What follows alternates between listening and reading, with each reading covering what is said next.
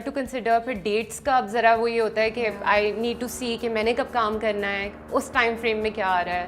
So it's much more difficult now. 10 سال کی عمر میں آپ نے اسٹارٹ کیا, کیسا ہوا تھا, کیا کہانی ہے وہ کہانی یہ ہے کہ ماشاء اللہ ایک تو سپر سپورٹیو پیرنٹس. تو آئی تھنک ونٹر ویکیشنز یا کچھ میرے ہو رہے تھے اس وقت. دو چیزیں ہوئی تھی بیسکلی. ٹی وی کا تو اس طرح اسٹارٹ ہوا تھا کہ it was in the news paper.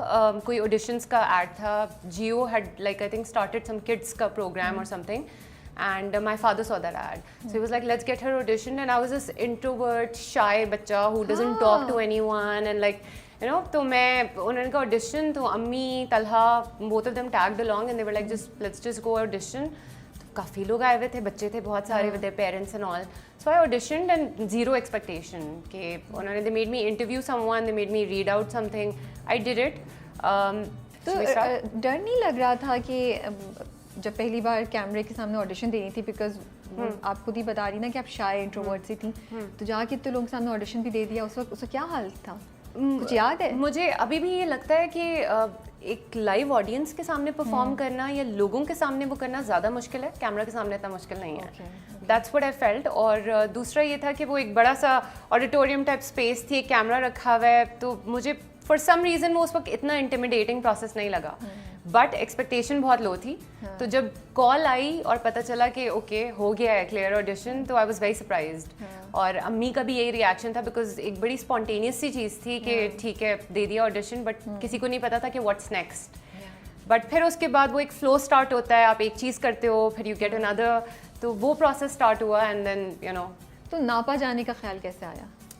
NIPA کی بھی بڑی انٹرسٹنگ اسٹوری ہے. چھوٹی ایج پہ 12 سال. جی, وہ اس طرح سے تھا کہ میری ونٹر ویکیشنز ہوئے, اینڈ پیرنٹس کا یہ تھا کہ ویکیشنز میں ہمیں جو کرنا ہے کلاسز وغیرہ کچھ بھی, تو میں نے ان سے کہا مجھے گٹار کلاسز اسٹارٹ کرنی ہے.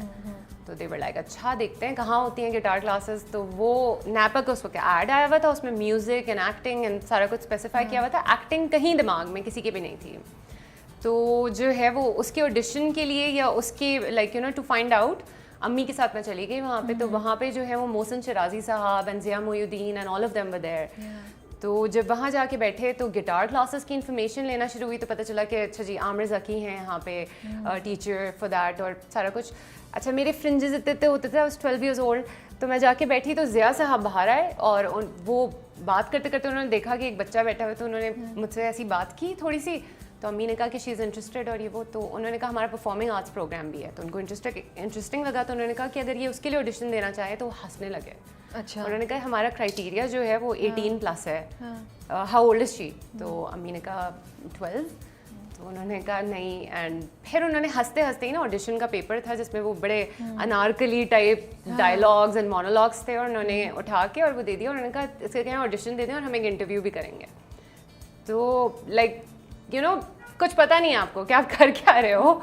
تو میں نے کہا ٹھیک ہے یہ وہ. اچھا مجھے اس وقت کچھ نہیں پتا تھا. تو امی نے یہ کیا کہ گھر جب گئے نا, تو انہوں نے وہ منگوائی مغل اعظم کی DVD, اور وہ انہوں نے لگائی اور انہوں نے مجھے مووی دکھائی وہ والی, اور میں was watching it for the first time.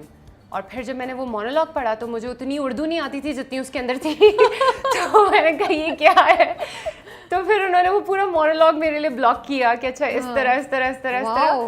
Still I didn't نو کہ میں کیا کر رہی ہوں. جب میں آڈیشن کے لیے گئی تو ٹوائس مائی ایج سارے اسٹوڈنٹس, کوئی 24 کوئی 22, somebody is like you know giving an audition. تو میں جا کے بیٹھی وہاں پہ. ابھی بہت سارے ایکٹرز جن کو آپ دیکھتے ہیں, پارس was there, Paras Masroor, he was there. تو وہ سارے دیکھ رہے ہیں کہ بیچ میں جو ہے وہ ایک بچی بیٹھی ہوئی ہے آڈیشن دینے کے لیے, اور سب like they were also laughing اور تھوڑا ہیلپ آؤٹ بھی کر رہے ہیں. اینی وے میں نے جا کے آڈیشن دیا اندر, اینڈ اگین بھول گئی. A month later we get a call, and میں اس وقت کسی اپنے شو کی شوٹ پہ ہی تھی, اور پتہ چلتا ہے ایڈمیشن ہو گیا ہے. واو. تو پھر وہ بھی پیرنٹس اور لائک اچھا ہو گیا ہے. اب بٹ کچھ تو ہوگا کہ ناپا نے اتنا ایکسیپشن بھی کی. جی انہوں نے میرا انٹرویو بھی کیا تھا, اور پورا پینل تھا آڈیشن میں. راحت صاحب, خالد صاحب, راحت کاظمی, خالد احمد, مطلب سارے ٹیچرز جو ہمارے ہیں وہ اس وقت وہاں پہ بیٹھے ہوئے تھے. اور لائک آئی ڈونٹ نو. تو بٹ اس وقت ہٹ تو نہیں کیا ہوگا کہ آپ کن سے بات کر رہی ہیں. You were too young right. Rahat Kazmi سے آپ بات کر رہی ہیں. آنیسٹلی آئی ڈونٹ نو, بالکل نہیں پتا. اب آپ سوچتی ہیں تو اب میں سوچتی ہوں تو مجھے لگتا ہے بہت بڑی بلیسنگ ہے کہ اتنی چھوٹی ایج میں I was exposed to those people.